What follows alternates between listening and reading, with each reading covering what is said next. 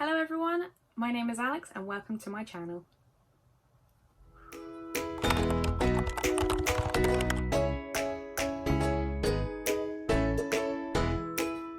So in June I read 4.5 books, so I feel like I might be being a little bit ambitious this month, but my plan is to read 7 books. It is the last sort of month of lockdown. The last month where I've still got a little bit of free time between working at home to read, so I'm hoping, fingers crossed, that I can finish it. So one thing that I'll be talking about a lot is a reading challenge I'm part of on Goodreads called Around the Year in 52 Books. So this is a challenge where there is basically 52 prompts, so one for each week of the year, and you read books to fit each prompt. So I'll talk a little bit about that as I'm going through my TBR.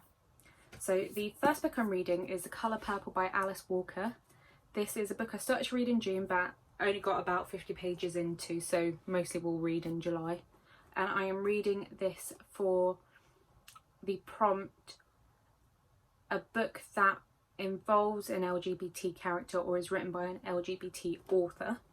The main character, Celie, I think is a little bit, I don't want to say in love with another character, Shug Avery, who is a singer and also the woman that that Celie's husband loves. It's a bit of a weird love triangle going on there, but definitely she brings out some feelings in Celie that she didn't know she had. My next book is actually a book club read. This is what I'm reading for the Books with Brooke book club, which is on Instagram, and it is The Worst Best Man by Mia Sosa. So this is a romance book. I'm really excited for this because I love to read a romance book in the summer. And it's about this woman who got left at the altar, and years later she is a wedding planner and has to basically plan a wedding with her ex-fiance's brother, and clearly they end up falling in love and it's going to be a happy ending, but I'm still excited. I love a romance.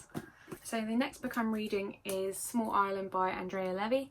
This I'm reading for the prompt, a history or historical fiction. It's set just after World War II in 1948, and I believe it's told from 2 perspectives. So one by Queenie, who's I believe this character, who lives in London and with her husband off still in the war. He's not back yet. She opens up her house to lodgers, and the lodgers that she gets are 2 people from Jamaica. The other perspective is Hortense, who is one of the lodgers, and her husband as they move to London after the war, and it's not at all what they thought it would be like. It's not as glamorous as what they thought. And it's all about war and love and prejudices that they both face in the world. So I'm really excited to read this one. It's been in my book cupboard for absolute years and I've still never gotten around to reading it. It's quite an old copy, but it should be good. Next book I'm reading is The Hate You Give by Angie Thomas. So I've heard loads of good things about this book.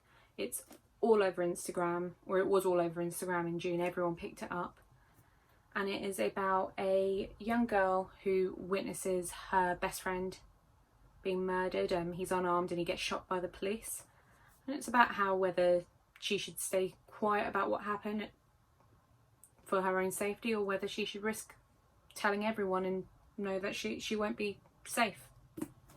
So I know this is going to be a really emotional read. This also fits my Around the Year in 52 Books challenge, which I will read for the prompt, a book with an emotion in the title because it's got the word hate. The next 2 books I plan on reading on my Kindle. They are both book club books, but they also fit with my reading challenge, which is so convenient. So the first one is The Vanishing Half by Brit Bennett. I'm reading this for the London Book Friends book club, but it also fits my Around the Year in 52 Books challenge for a book with ing in the title, obviously with vanishing ending in ing. So I admittedly don't know much about this book. I know it's about 2 sisters who I think are either separated at birth, or they grow up separately or separate in their adult lives at some point. But anyway, but I've heard loads of good things about it. I mean, we're only 3 days into July and half the book club have already almost finished reading it, so it must be a great book. So I'm really excited to read that. And then the other book I'm reading is for my own book club called Hanging with Alexx book club.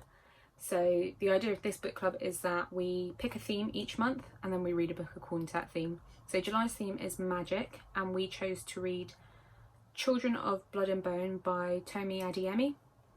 And this also fits my challenge of, which prompt is it? It fits a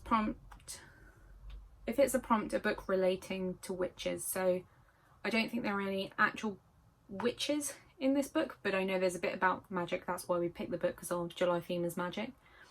So even if it's a really loose relation, it's there. I'm going with it. And then finally, on my iPad, I love me an ebook. I am reading, or I plan to read, The Couple Next Door by Shari Lapina. Again, I don't know much about this book. I know it's a sort of crime thriller about this young couple. I guess something must happen to their child, because there's an investigation about it, and they find out that not only are they hiding secrets from the police, but they're hiding secrets amongst themselves. It's not my priority to read that this month, but I will read it in August if I don't get around to it this month. And this fits my prompt of reading a book by an Australian, a Canadian, or an author from New Zealand. Yeah, like I said, it's not my priority this month, but at some point I'll get around to it. But I'm hoping, fingers crossed, if all goes well, I'll get to read all 7 this month, or at least start all 7. So yeah, that's my July TBR. I hope you enjoy. Let me know if you've ever read any of those books, or which books you plan to read in July.